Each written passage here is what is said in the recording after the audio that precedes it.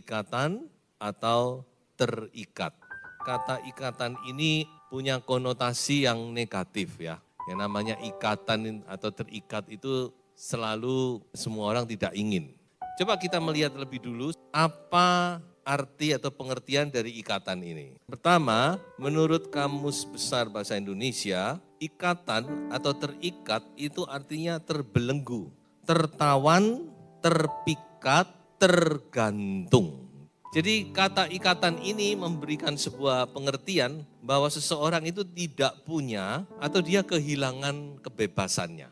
Juga punya pengertian orang yang terikat dengan sesuatu, dia tidak dapat hidup tanpa hal tersebut. Nah itu berarti dia sudah terikat. Kalau seseorang tidak dapat hidup tanpa melakukan ini, tanpa ini berarti dia terikat di situ. Orang yang terikat juga tidak mampu untuk berkata no. Nah, ikatan ini kan tidak enak saudara ya, pada dasarnya tidak enak. Makanya kita mau bereskan ikatan-ikatan ini.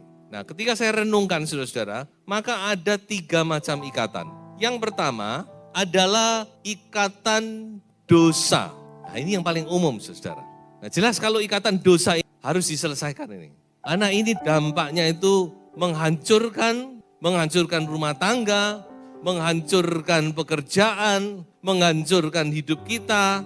Dan pada akhirnya bahkan bisa membawa seseorang itu masuk ke dalam maut atau neraka. Saya sedang membaca kitab 1 Raja-Raja, di situ dijelaskan saudara-saudara bagaimana Raja Salomo yang begitu luar biasa, bahkan dikatakan Tuhan itu 2 kali menampakkan diri kepada Salomo, tapi pada masa tuanya hatinya terikat kepada istri-istrinya yang notabene orang kafir. Sehingga dia mulai menyembah berhala. Dan ketika dia mulai terikat hatinya, dia mulai masuk, terjerumus dalam penyembahan berhala, maka dikatakan kerajaannya yang hebat itu mulai digoncang sana sini. Bahkan terakhir Tuhan berkata, kerajaanmu akan pecah. Walaupun bukan kamu, nanti anakmu yang akan alami. Jadi saudara, ikatan ini harus dibereskan. Kalau saudara masih ada ikatan-ikatan dosa, hal-hal yang tidak berkenan kepada Tuhan, maka harus dibereskan. Jadi dosa itu sifatnya mengikat. Mengapa ada ikatan dosa? Karena dosa dia tidak akan berhenti di satu titik. Tuhan Yesus berkata bahwa dosa itu mengikat. Dosa itu memperhamba seseorang. Makanya kita tidak boleh main-main dengan dosa. Jangan kita berpikir, cuma sedikit kok. Ya, sudah tahu ya, orang bisa terikat dengan narkoba itu bukan dia langsung ganja, langsung morfin. Enggak, mulai dari rokok dulu. Nah, anak muda dari rokok. Lalu dicoba, ya ini ada ganjanya, mulai dia. Sedikit demi sedikit, enggak kerasa. Sampai akhirnya parah, sampai main suntikan. Dan yang paling parah, orang itu sampai menyuntikan ke lidah. Nah ini ikatan. Jadi ikatan itu, dosa itu memperhamba. Makanya kita enggak boleh main-main dan kita merasa kuat, jangan. Karena dosa itu akan makin dilakukan, makin mengikat, dan sampai satu titik orang itu benar-benar terikat dan tidak bisa melepaskan diri lagi. Ingat bahwa di balik dosa itu ada iblis yang berusaha membunuh jiwa manusia. Sebab itu ikatan itu harus dilepaskan, saudara. Ikatan dosa harus dilepaskan. Kalau kita mau selamat, kita harus lepaskan itu semuanya. Mungkin ada yang terikat dengan perzinahan, pornografi, percabulan, atau hal-hal yang lain, saudara harus minta kelepasan dan harus mau dilepaskan. Coba kita baca ayat ini. Galatia pasal 5 ayat 1. Supaya kita sungguh-sungguh merdeka, benar-benar merdeka, Kristus telah memerdekakan kita. Jadi yang bisa memerdekakan seseorang sungguh-sungguh merdeka, itu Kristus. Mungkin ada yang terikat dengan, dengan LGBT, itu tidak gampang. Hanya Kristus yang bisa memerdekakan. Tapi Kristus itu mampu. Ya, makanya dikatakan supaya kita sungguh-sungguh benar-benar merdeka. Nggak main-main, nggak merdeka-merdekaan, nggak 50% merdeka, tapi 100% merdeka. Maka Kristus, dia memerdekakan kita. Amin. Itu saudara yang terikat, percaya. Kalau saudara minta kepada Yesus untuk dimerdekakan, saudara bisa merdeka. Hanya orang minta doa pelepasan, tapi enggak terlepas. Mengapa? Karena tidak mau sungguh-sungguh. Tidak mau melepas. Makanya dikatakan, karena itu berdirilah teguh dan jangan mau lagi. Nah, bagi saudara-saudara yang terlepas, yang sudah dibebaskan, saudara jangan mau dikenakan kuk perhambaan. Jangan mau diperhamba lagi oleh dosa. Kepada perempuan yang berzina, Yesus berpesan satu hal. Pergilah dengan damai sejahtera dan jangan berbuat dosa lagi. Jangan mau lagi diperhamba. Jangan mau dikenakan kuk perhambaan lagi. Ya, apapun tawarannya, apapun situasinya, saudara harus berjuang dan tidak mau diperhamba lagi. Sebab Kristus yang sudah melepaskan Anda dari perhambaan dosa. Yang kedua ini ikatan yang netral tanda petik. Mengapa saya katakan netral tanda petik? Karena mau dibilang salah, di mana salahnya gitu ya. Dibilang keliru juga sulit. Dibilang keliru ya enggak keliru. Tapi kok ya ikatan gitu ya. Nah makanya saya tulis netral tanda kutip. Nah ini mungkin banyak dari antara kita. Saudara, saya tidak bermaksud menyinggung saudara. Saya hanya menjelaskan saja. Ada beberapa hal dan banyak hal sebenarnya bisa menjadi ikatan. Sekali lagi bukan dosa. Belum tentu dosa, tapi ikatan. Dan kalau diikuti ya bisa jadi dosa. Ingat, saudara ya. Karena yang namanya iblis itu cari kesempatan selalu. Makanya kita juga tetap harus berwaspada. Nah apa saja? Yang pertama gadget. Nah ini mungkin paling banyak. Sekarang ini terutama orang-orang muda banyak yang terikat dengan gadget. Tiap hari cuma nunduk toh. Sampai nubruk-nubruk jalan saudara. Terikat dengan gadget. Sebentar-sebentar harus lihat gadget. Berjam-jam bisa dihabiskan di gadget. Tapi untuk baca firman kita lupa, saudara ya. Baca gadget nggak bisa ngantuk. Kalau baca firman 5 menit aja ngantuk. Ini mau dibilang dosa itu ya apa? Ya nggak bisa ngomong, nggak mentolo saya ngomong dosa, saudara ya. Tapi ini juga ikatan. Kita lebih panik kalau gadget kita hilang daripada Alkitab kita hilang. Alkitab hilang nggak apa-apa. Tapi nih gadget hilang, wah senewan gitu. Terus gimana? Sudah ngomong gimana? Apa itu enggak ikatan? Kalau kita bilang itu bukan ikatan ya kita enggak adil ya. Makanya kita hati-hati aja. Gadget itu memang berguna. Sekarang orang banyak kerja hanya lewat gadget. Bisa melakukan banyak urusan. Mempermudah banyak hal. Tapi kita juga tetap harus waspada. Jangan sampai ini menjadi ikatan kita. Kedua, makanan atau minuman. Ini bisa menjadi ikatan. Siapa kalau enggak minum kopi pagi enggak bisa kerja? Banyak orang ya. Ya banyak, makanan atau minuman itu bisa mengikat kita. Kalau enggak makan ini, kalau enggak minum ini rasanya kayak gak afdol gitu ya. Sehari itu kayak enggak enak gitu ya. Terus next, entertainment. Siapa nih yang terikat dengan drama Korea? Kita bisa habiskan berjam-jam melihat drama Korea. Nah hati-hati. Entertainment. Terus apa lagi? Hobi. Ada sini yang hobi nge-gym, hobi olahraga, bagus. Kenapa enggak boleh bagus? Tapi kalau kita nggak hati-hati itu bisa mengikat. Saya kenal seseorang yang kalau nggak nge-gym, wah satu hari itu bad mood. Pagi sore dia harus nge-gym. Sampai benar-benar wah berotot. Nah itu hati-hati. Tidak apa-apa, silakan. Olahraga itu bagus, tapi jangan sampai kita terikat. Silakan, tidak apa-apa. Termasuk hal yang lain. Kadang-kadang kita lebih baik nggak baca Alkitab daripada nggak olahraga.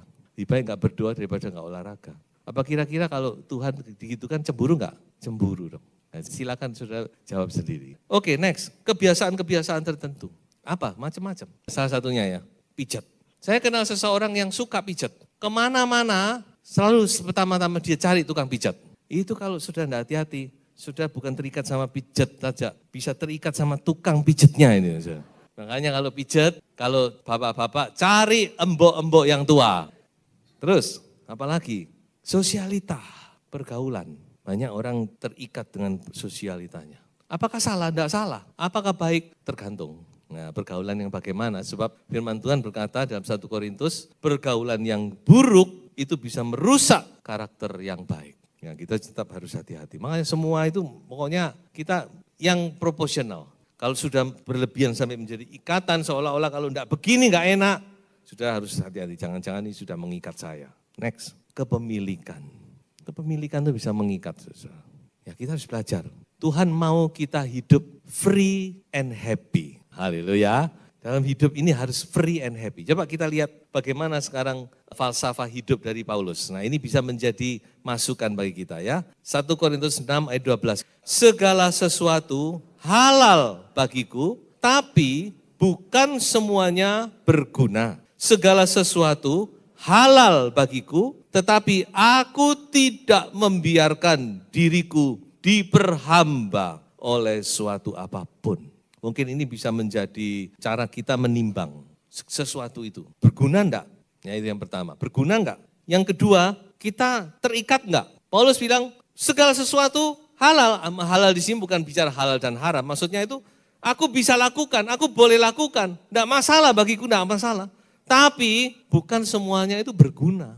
Lalu berikutnya, segala sesuatu halal tetapi aku tidak mau diriku diperhamba. Aku enggak mau sampai aku terikat di situ. Sampai aku enggak bisa bebas.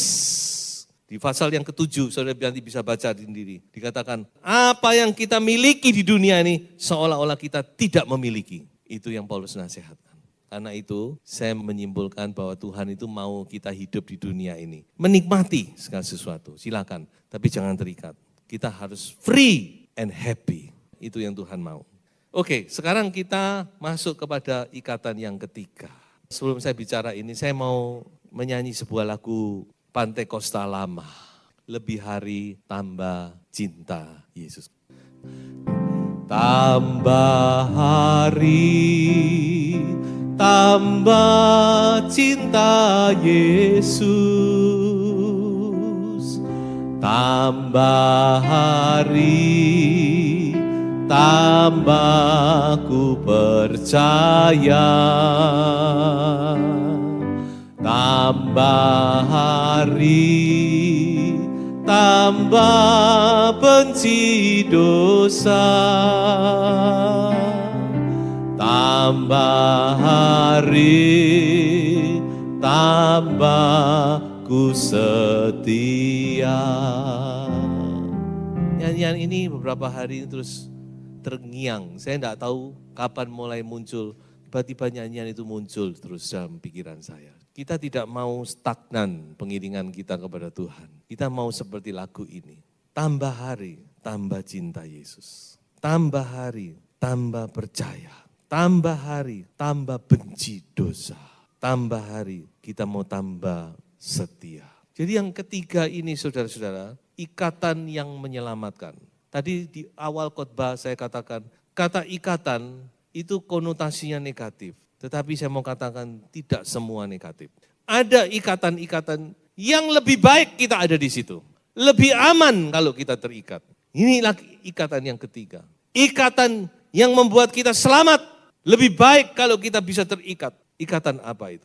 Ikatan kasih kepada Tuhan. Aku menarik mereka dengan tali kesetiaan. Dengan ikatan kasih. Saudara, inilah yang menjadi kerinduan kita. Kita mau berkata kepada Tuhan, Tuhan ikat aku dengan tali kasih.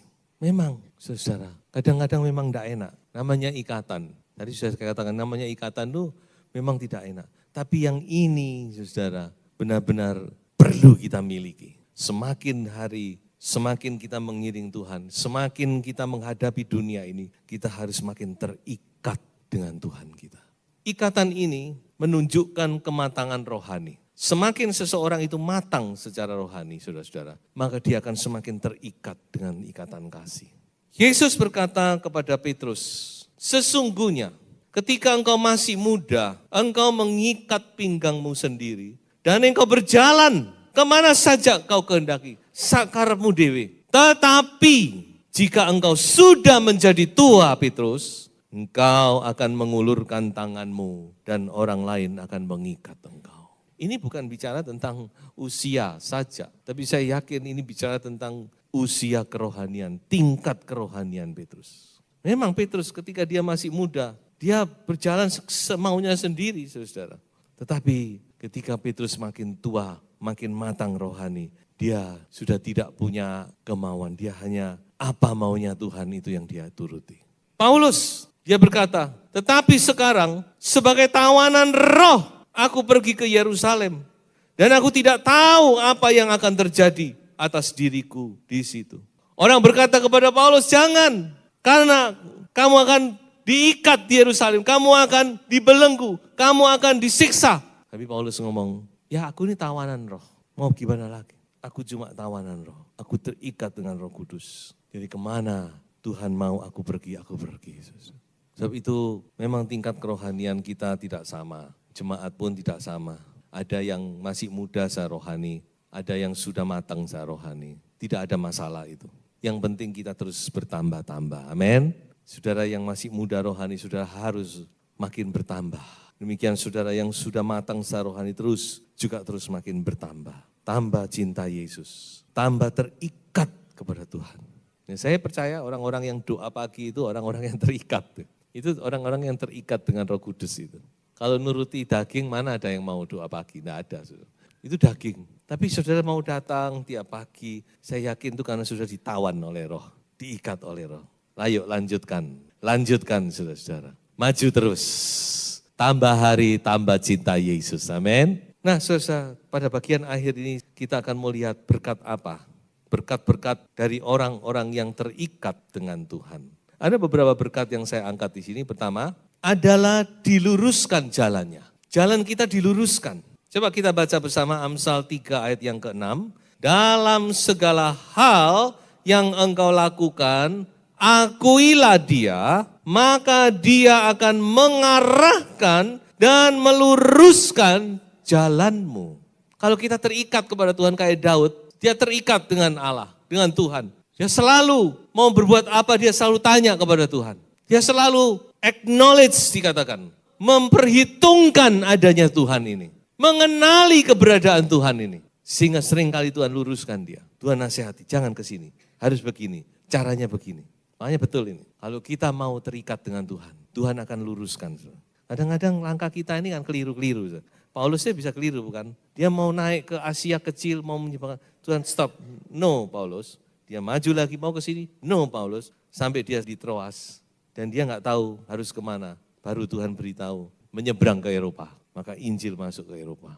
Jadi saudara, bagi saudara-saudara yang mau terikat dengan Tuhan, ya, jalan saudara akan diluruskan, diarahkan oleh Tuhan kepada kehendaknya yang sempurna. Kedua, selalu berhasil. Coba kita baca lagi ayat ini ya. Berbahagialah orang yang kesukaannya ialah Taurat Tuhan. Dan yang merenungkan Taurat itu siang dan malam, ia seperti pohon yang ditanam di tepi aliran air, yang menghasilkan buahnya pada musimnya, dan yang tidak layu daunnya, apa saja yang diperbuatnya berhasil. Terikat kepada firman. Firman memenuhi pikiran kita, memenuhi hati kita. Pikiran kita ada kebenaran firman. Maka dikatakan apa? Kita akan subur dan berhasil. Ini janji Tuhan. Makanya ayo kita giat membaca firman Tuhan. Selalu berhasil. Dan yang terakhir, terlindung dari segala malapetaka. Firman Tuhan ada janji. Janji untuk kita terluput, protected from deadly viruses. Dari virus-virus yang mematikan. Itu sudah dijanjikan di dalam firman Tuhan. Sudah. Amin. Jadi Tuhan sudah berjanji, jauh-jauh hari sudah menjanjikan satu perlindungan. Kalau kita mau terikat di dalam dia. Kalau kita mau melekat kepada Tuhan. Dan janjinya ya dan amin. Sebab itu saya mau akhiri khotbah ini dengan membaca Mazmur 91. Judul daripada Mazmur ini adalah dalam lindungan Allah. Saudara baca dengan iman. Resapi karena ini janji Tuhan. Ayat terakhir sama-sama. Dengan panjang umur akan ku kenyangkan dia dan akan ku perlihatkan kepadanya keselamatan daripadaku. Tuhan Yesus memberkati.